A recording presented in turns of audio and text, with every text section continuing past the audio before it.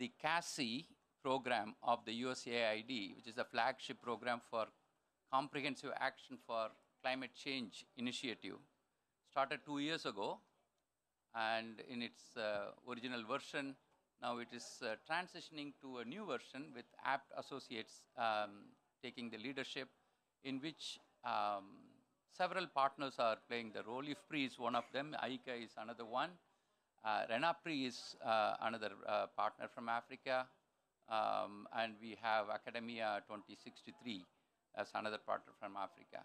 Today we have an exciting program. A range of ministers are participating, but then we have selected 3 to be on the panel to give the perspective about how the NDC implementation is going on, implementing climate action in their countries is going on broadly and also with specific reference to sectors that they are working on, and how we can help in that process. What are the constraints? What are the challenges? What are the opportunities for investments? And how we can, as development partners and the academic institutions, research institutions, can work with you to help speed up the process of climate change. And that's a broad discussion. We want to learn from you, and it is also cross-learning among the continents. We are bringing Africa, Latin America, and Asia together, but with the representative countries coming together. With that broad introduction, I would want to introduce Dr. Bama Atreya, who is here. She will give closing remarks, but she is on the USAID Deputy Assistant Administrator from USAID. She will come back for the closing remarks. And we have Dr. Gustavo Goretti, from the Vice Minister from the Brazilian Ministry of Agriculture, in the middle, sitting there. And we have Mr. Baro Rojan, Minister for Environment, Water, Sanitation from Burkina Faso, right here. And we have Mr. Cesar Saboto, Minister for Agriculture and Fisheries from St. Vincent and the Grenadines. The Minister for Agriculture from St. Vincent and Grenadines, and Cesar Saboto, please. Yes. Thank you very much, Mr. Chair. And I wish to congratulate the organizers of this event for crafting the topic in the way that they have crafted it, so that we can maximize the output from this conversation.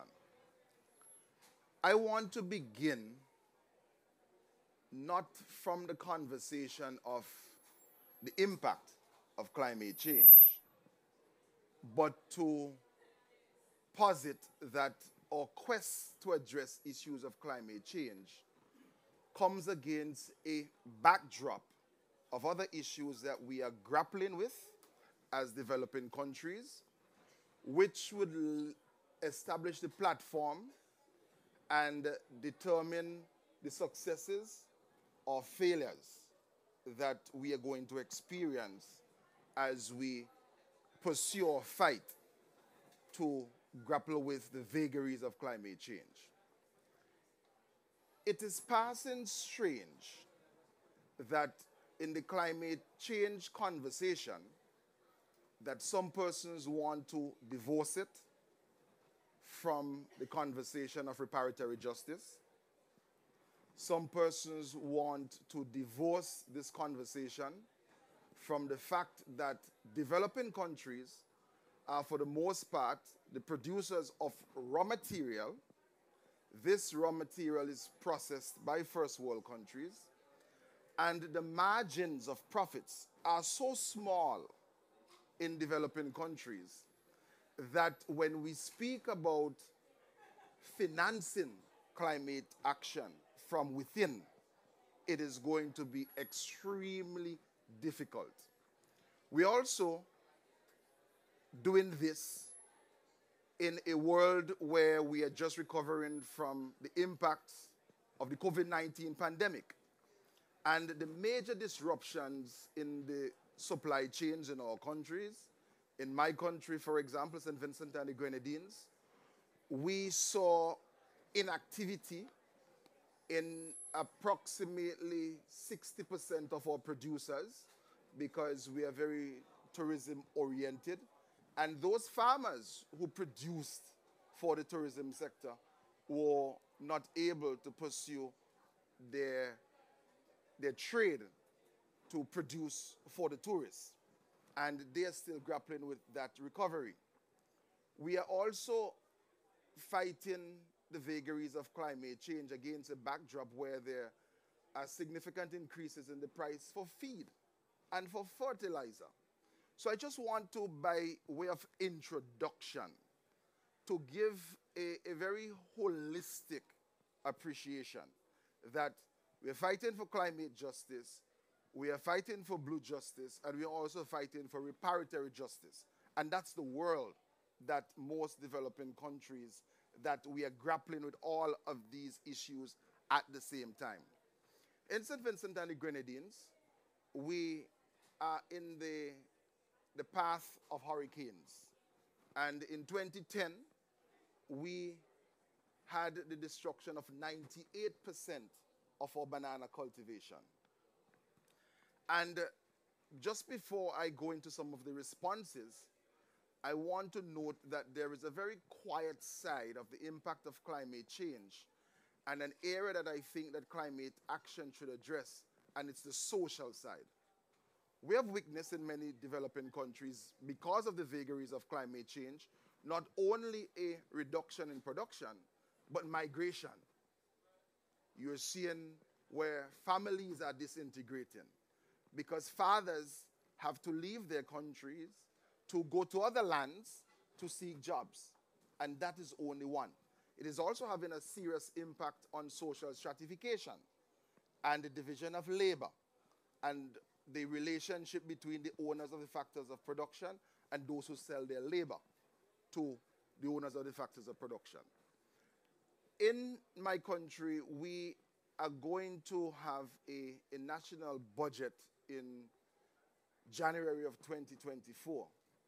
And already we have hired a consultant to implement the Climate Smart Agriculture Compliance Plan, because we have flirted, for the most part, with many of the adaptation strategies and the methodologies for how we're going to react to climate change.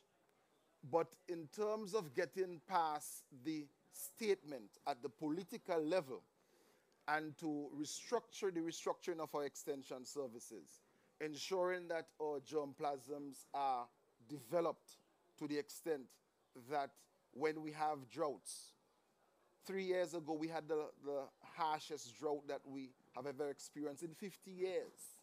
And that came at the back of a hurricane. So it is not as easy as it sounds, and it has to be carefully structured, planned, articulated, and financed.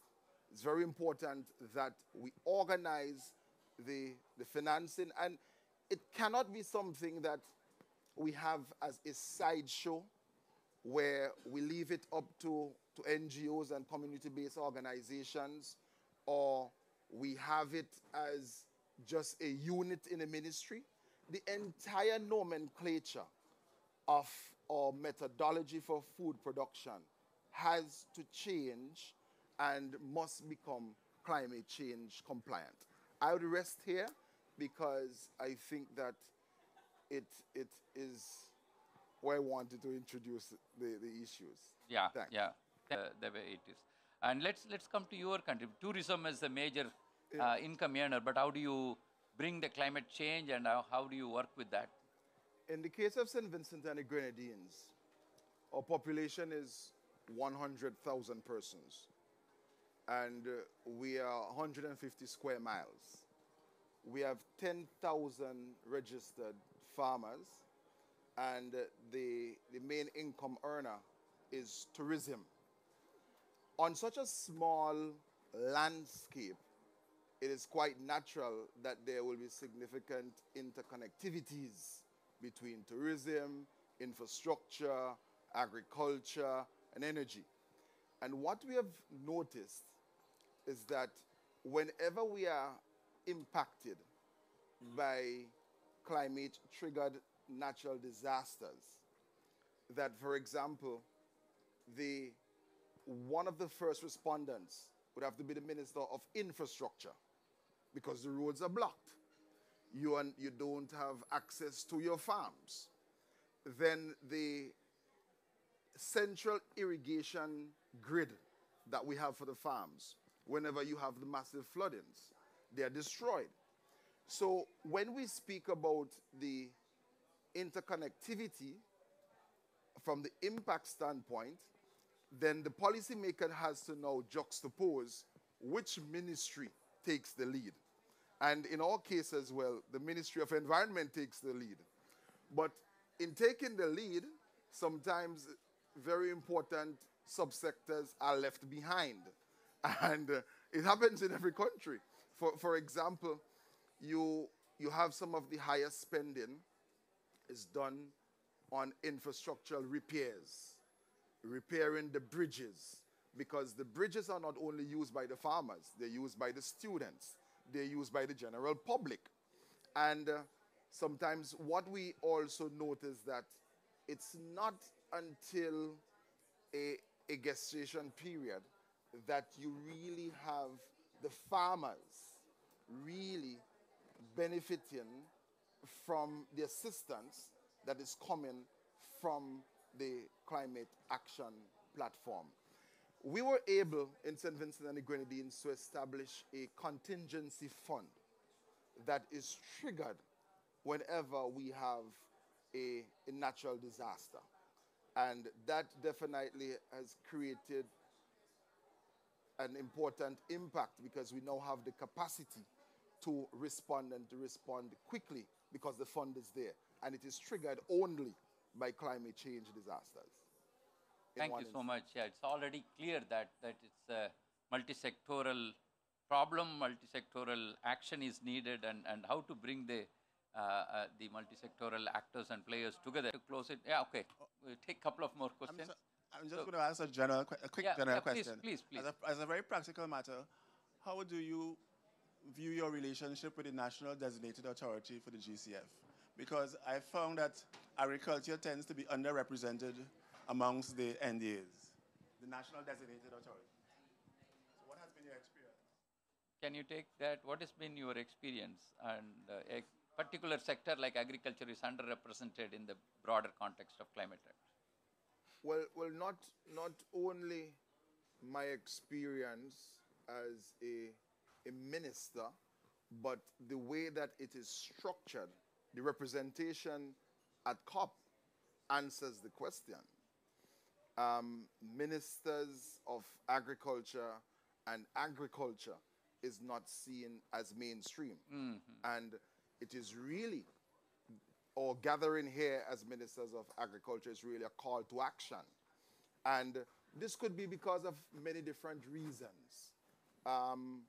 If there is a particular perspective in the mind of the Director General of Finance and Planning that there is an under-resourcing in a particular area that is impacted by climate change, you may see a channeling of the funds there. And I think where we need to begin to reposition things is that as ministers of agriculture and fisheries, we need to ensure that we at all times represent our stakeholders at the table, because we are in a situation of scarce resources. And if we do not make the case at that level, we will not be able to get not only the voice, but we will not be able to get the action. And that's something that is very critical. I think that we need to note it, that going forward, agriculture and food systems, we know that by 2050, if we continue on this trajectory, we will have global food scarcity. And with all that is taking place in climate change, is of first importance, equal with all the other needs. And that must be represented. Thank you.